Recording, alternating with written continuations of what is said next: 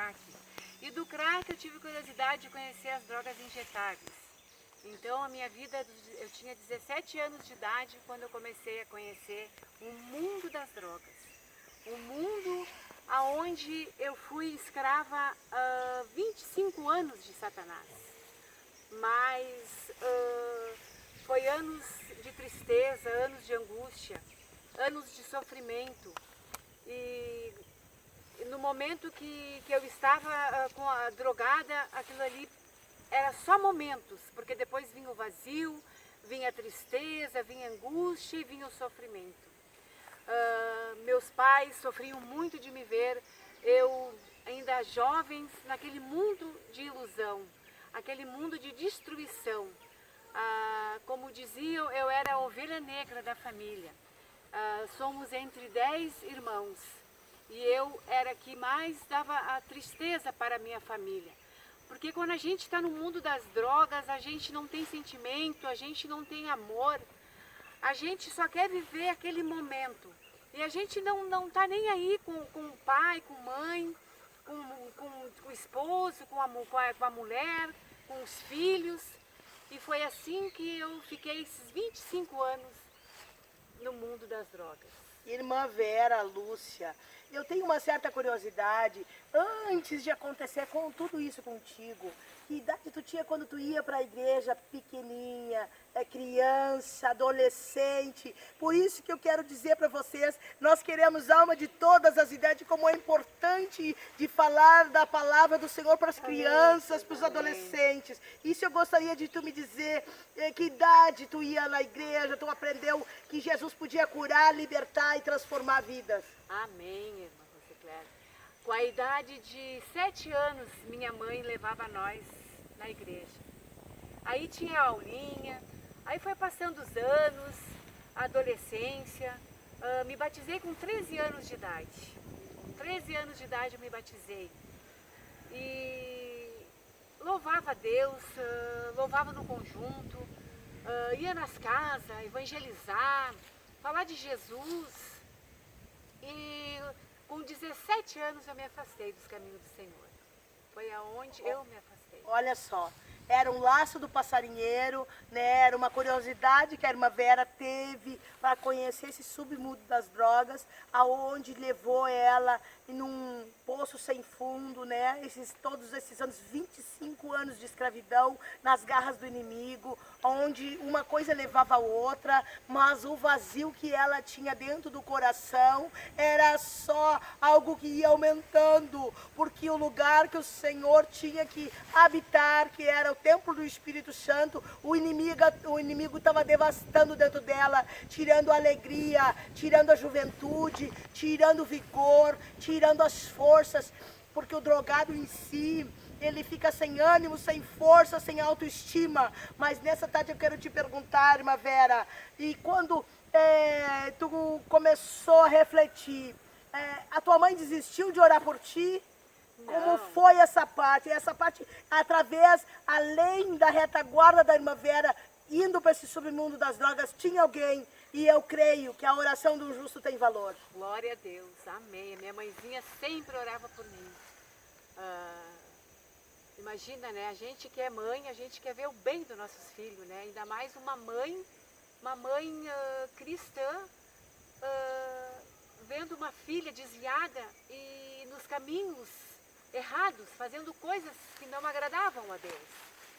A minha mãe sofreu muito, sim, ela orava muito por mim. E eu louvo a Deus, se eu estou hoje aqui é por causa disso, né, irmã? Deus seja louvado, irmã Vera, por isso o valor da oração de um justo. A mãezinha da irmã Vera não se cansou de dobrar os joelhos e clamar, interceder por essa alma que hoje está contando esse testemunho aqui no Morro da Borrússia, nesse lugar tão lindo que Deus presenteou a ela para morar. E então tem que ser algo extraordinário, né? Quando nós dobramos os nossos joelhos nos levam muito além dos nossos pensamentos, das nossas palavras, porque os nossos joelhos nos levam para a presença do Senhor, aonde Ele age, Ele cuida, Ele guarda. E nesse período que a irmã Vera esteve no submundo das drogas, os irmãos dela, como ela é uma família numerosa, foram se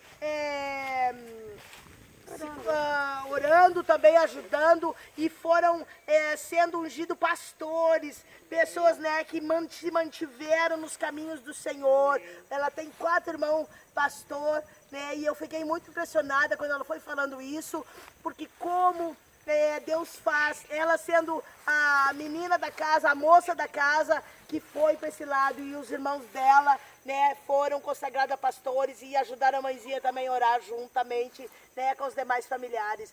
E eu glorifico o nome do Senhor, porque quando a gente pensa e quando não tem mais saída, o Senhor te deu saída, né? Porque o cerco vai fechando, as coisas vão acontecendo e a pessoa, o ser humano precisa levar, né, um baque para reconhecer a soberania do nosso Deus. Inclusive, irmã Rosicléia, ela não cuidava dos filhos, não dava atenção para o marido, sabe? E muitas vezes não tinha comunhão com a mãe. Por quê? Porque a luz com as trevas não combinam. Olha só! Né? Então, ela vivia, ela ficava assim, o coração dela ficava apertado porque ela não entendia, ela não conhecia Jesus e não sabia lidar com a situação, né? E ver que todos os familiares sofriam por causa que ela vivia numa vida assim errante, né? Então, a Vera, com o tempo, os irmãos orando, intercedendo, e Deus cercando ela, né, com a palavra de Deus, enviando pessoas para falar do amor de Cristo, foi aí que ela aceitou Jesus e voltou para Cristo. Glórias a Deus. Para ter Então, irmã, isso mesmo, muito obrigada pela sua colaboração, irmã Dalzize, isso mesmo. Glórias a Deus, né? Porque quando estamos nesse mundo que o Senhor não tem aquele valor que deve ser, não temos amor verdadeiro, não temos compaixão dentro do nosso coração, não temos o amor pelo nosso próximo. Isso aconteceu então com a irmã Vera nesse período. Mas, irmã Vera, eu quero que a senhora nos conte agora, então, é o período da sua vinda para os braços de Jesus, né? Dessa transformação, do que Ele foi fazendo. Eu creio que a primeira coisa que o Senhor fez na sua vida foi trocar seu coração de pedra por um de carne, por um de sentimento. Amém. Pode Glória contar a para Deus. nós, irmã Vera.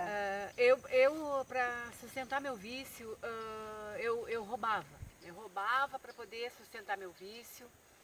E eu era bem viciada mesmo. Eu ficava 3, 4 noites virando a noite, cheirando, me drogando. E chegou num certo ponto, aqui até mesmo neste lugar aqui, que eu fiquei 3 noites e 3 dias usando crack. E eu ouvindo as minhas filhas, porque a gente, como eu falei antes, a gente não tem sentimento, a gente não tem amor. Eu não limpava a casa, eu não tinha ânimo para nada, eu só queria droga, só queria ir atrás das drogas. Tirava meu esposo muitas vezes de madrugada, de dentro de casa, e ia atrás de drogas. Quando eu queria, nada me segurava. Era uma força maléfica, uma força maligna, que nos leva a este caminho tão triste, né? Que hoje em dia tantos jovens querendo sair e não encontram força. Mas eu digo para você, jovens e mãe, que estão orando para os seus filhos que estão na droga, e você jovem, que por um acaso Deus agora neste momento te tocou de assistir, Deus, coloca Deus, te ajoelha, pede para Ele te renovar, te fortalecer, te dar força para sair, que neste momento é só Ele, para nos renovar e nos fortalecer. E como eu estava comentando, irmã Rosicléia, aqui neste lugar, foi aonde Jesus me libertou. Eu estava ali na frente, e lá em cima onde tem agora a casa de retiros e de vigílias, era um galpão bem velhinho ali em cima, muito velho.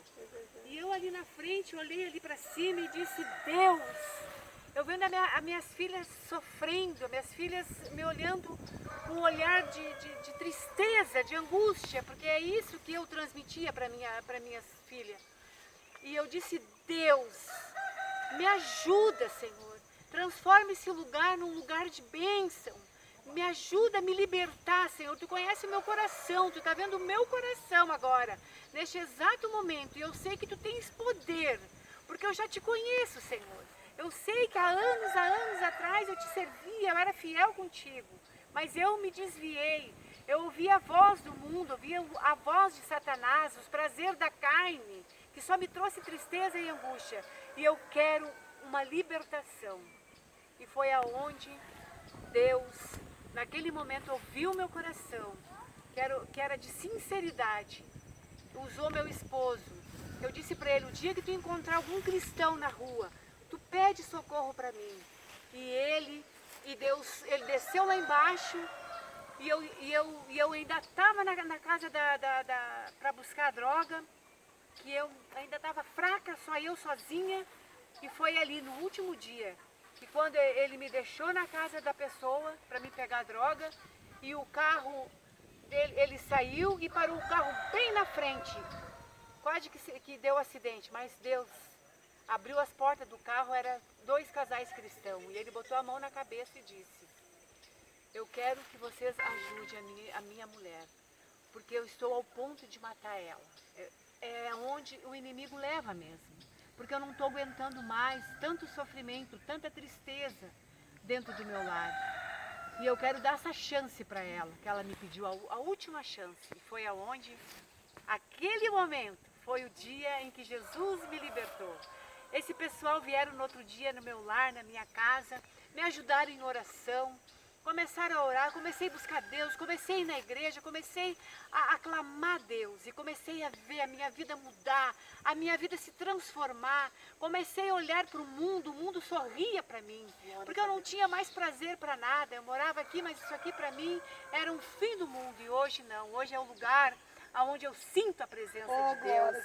Hoje é o lugar onde tem paz, onde a minha família